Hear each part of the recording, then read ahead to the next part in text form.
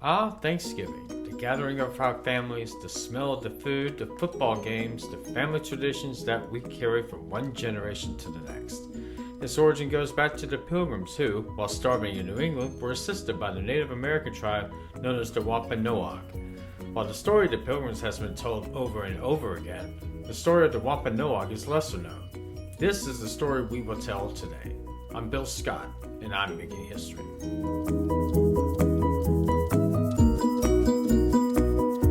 The name Wampanoag means people of the first light. They were and still are a tribe of Native Americans who historically lived in New England, particularly in Massachusetts and parts of Rhode Island.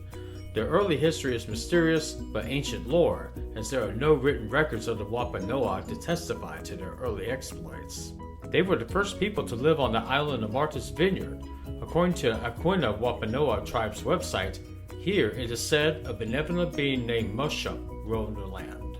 One day, Moshup was making his way across the mainland to the headlands of the Aquinnah Cliffs. Weary from his journey, Moshup dragged his foot heavily, leaving a deep track in the mud.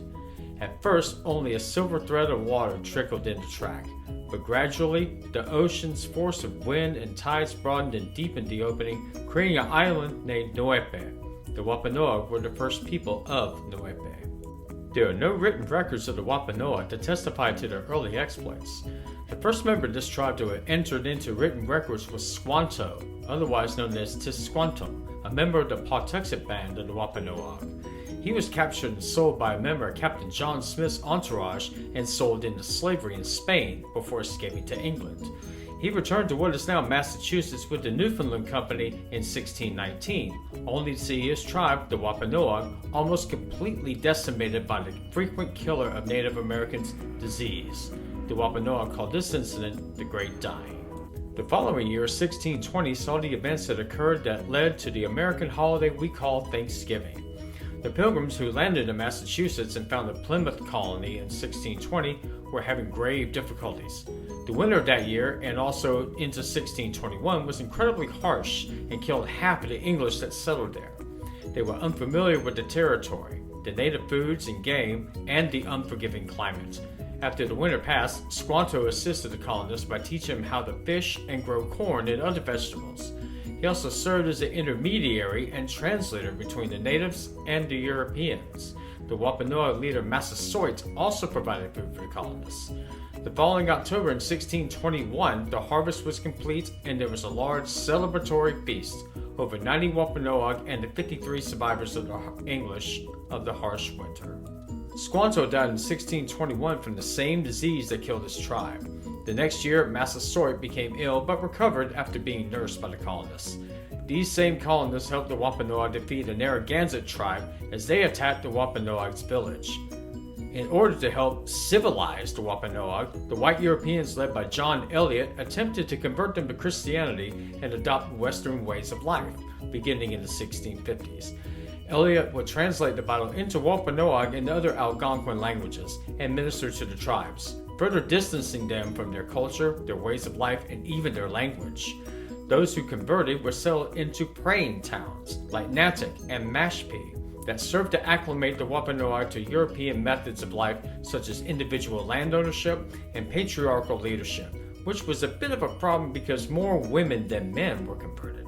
After Wampanoag leader Metacom, also known as King Philip, became leader of the Wampanoag, he became concerned about how the English were becoming more of a threat to their culture, their language, and their ways of life.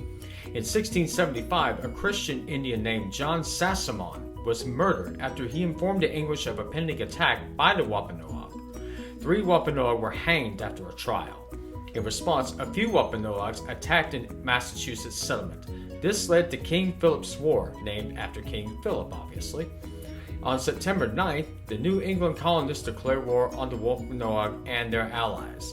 After the Battle of Bloody Brook, where almost all combatants were killed, came the Great Swamp Fight, where on 16 December 1675, colonial militia attacked the joint Wampanoag and Narragansett fort.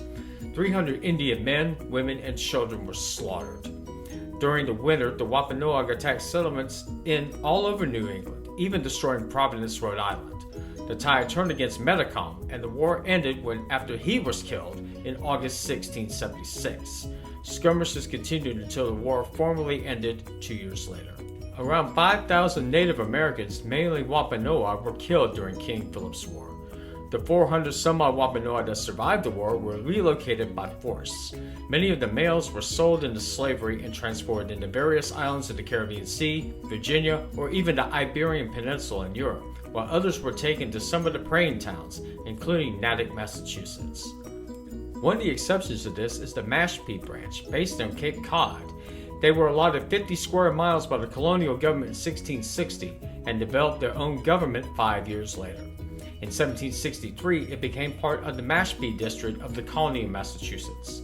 The self-governing status was revoked by the state of Massachusetts after the Revolutionary War, and white competition for Mashpee Wampanoag lands increased as the natural resources of the land became more desired by the white settlers.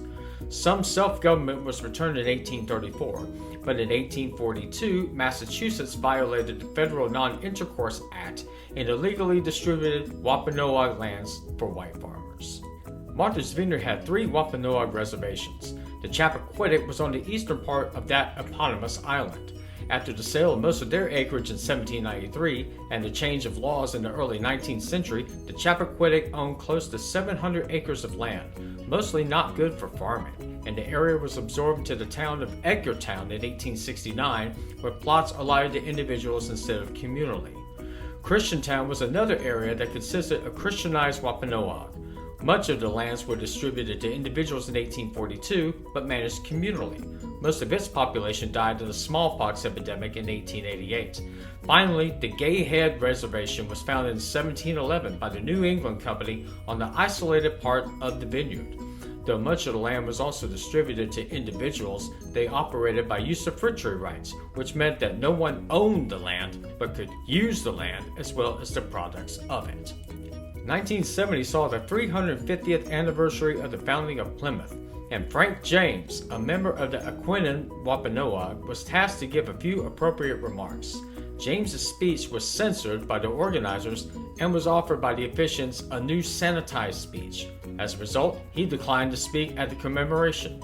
He spoke at the statue of Massasoit instead. I speak to you as a man, a Wampanoag man. I am a proud man, proud of my ancestry. My accomplishments won by strict parental direction. I am a product of poverty and discrimination from these 2 social and economic diseases. We, the Wampanoag, welcome you, the white man, with open arms, little knowing that it was the beginning of the end, that before 50 years were to pass, the Wampanoag would no longer be a free people. What happened in those short 50 years? What has happened in the last 300 years? High on the hill overlooking the famed Plymouth Rock stands the statue of our great Sachem, Massasoit. Massasoit has stood there for many years in silence. We, the descendants of this great Sachem, have been a silent people. The necessity of making a living in this materialistic society of the white man caused us to be silent.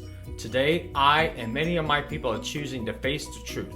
We are Indians. Although time has drained our culture and our language is almost extinct, we, the Wampanoag, still walk the lands of Massachusetts. Our spirit refuses to die. Today, there are 2 federally recognized tribes, Aquinnah and Mashpee. The Aquinnah, formerly known as Gay Head, was recognized by the federal government in 1987 and is based on the southwest tip of Martha's Vineyard.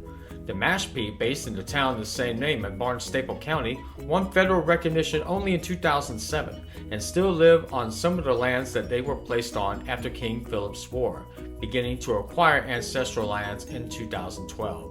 There are 2,900 members of the tribe, and one of their buildings, the Old Indian Meeting House here, constructed in 1758, houses a Wampanoag congregation formed in 1670. Now the Wampanoag tribes, federally recognized and unrecognized, continue in their legacy and many of the ways of life that their ancestors have practiced. The legacy of the people live on even after their conversion to Christianity, suppression of ancient beliefs, and geographical displacement.